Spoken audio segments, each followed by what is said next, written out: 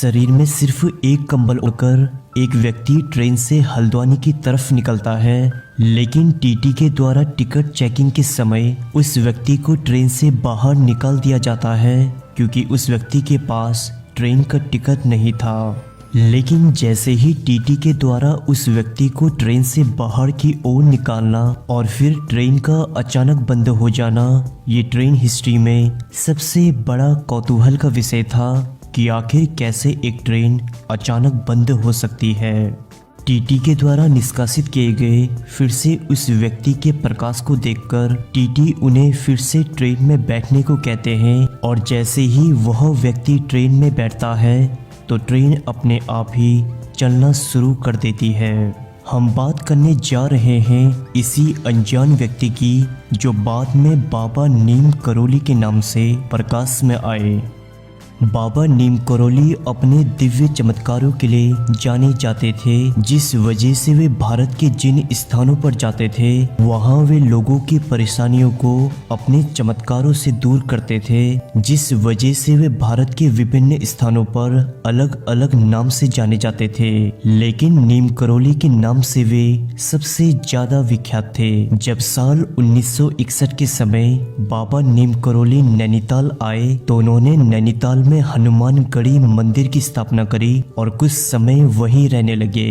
एक बार अपनी यात्रा के दौरान जब वे भवाली के कैची मार्ग से गुजर रहे थे तब उन्हें कैची जगह इतनी भव्य लगी कि उन्होंने 15 जून 1964 के समय यहाँ हनुमान भगवान की मूर्ति स्थापित करी और तभी से यह जगह आने वाले कुछ सालों में कैची धाम बन गई।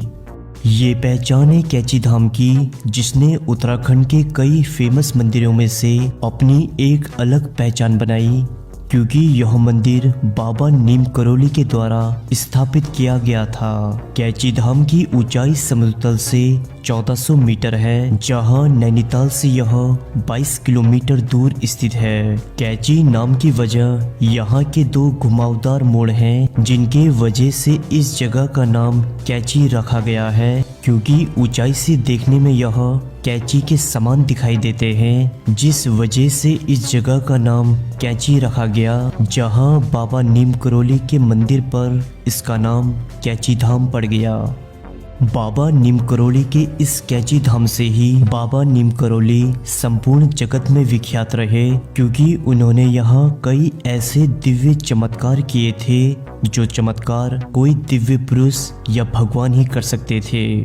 लेकिन दोस्तों, वीडियो में आगे बढ़ने से पहले अगर आप नैनीताल मीडिया यूट्यूब चैनल पे पहली बार आए हैं तो चैनल को सब्सक्राइब करके बेल आइकन भी दबा दीजिए। बाबा नीम करोली के वैसे तो काफ़ी चमत्कार हैं, लेकिन कहा जाता है कि भंडारे के समय जब मंदिर में घी की कमी पड़ गई थी तब बाबा के आदेश से एक भक्त मंदिर से नीचे बहती हुई नदी से एक कनस्तर पानी भरकर लाया और वह कनस्तर का पानी देखते ही देखते घी में परिवर्तित हो चुका था। यह सब देखकर सभी भक्तजन नतमस्तक हो चुके थे। बाबा का एक भक्त हल्द्वानी की तपती धूप में बाबा से मिलने आ रहा था, तब बाबा ने बादल की छतरी बनाकर उसे उसकी मंजिल तक पहुंचाया। यह सब आंखों के सामने देखकर सभी लोग हैरान थे कि आखिर कैसे एक बादल इंसान के साथ साथ चल सकता है। इसके अलावा नीम करोली बाबा इसी कैची के मंदिर में कई भक्तों के कष्ट और बीमारियां बड़े चमत्कारी रूप से दूर करते थे। बाबा नीम करोली के भक्त सिर्फ भारतीय ही नहीं थे बल्कि अंग्रेज लोग भी थे, क्योंकि इसी मंदिर से उन्हें अंतर्राष्ट्रीय महत्वता भी मिली थी।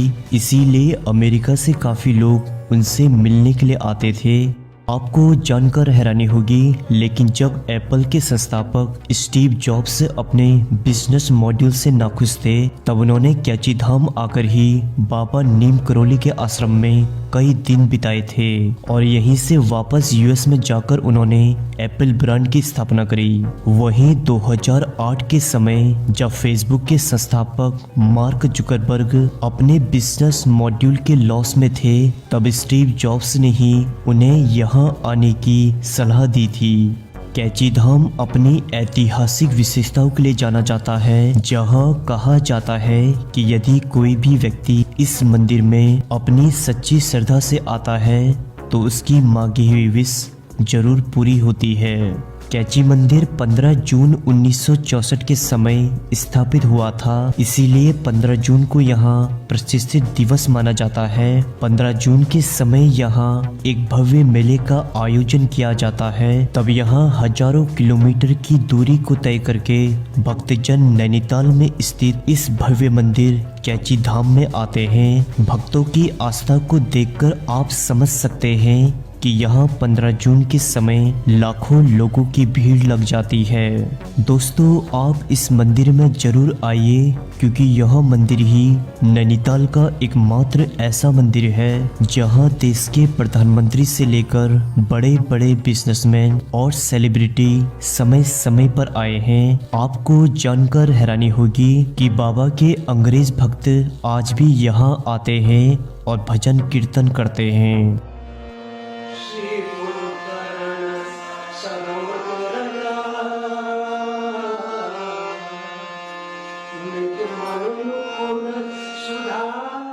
नीम करोली मंदिर रात के समय बेहद खूबसूरत लगता है। तब इसकी चमक को देखकर ऐसा लगता है कि आज भी बाबा यहाँ विराजते हैं। तो दोस्तों, आज के एपिसोड में बस इतना ही। मैं हूँ आपका दोस्त संदीप। फिर से मिलेंगे एक नई एपिसोड में। तब तक के लिए नमस्कार दोस्तों।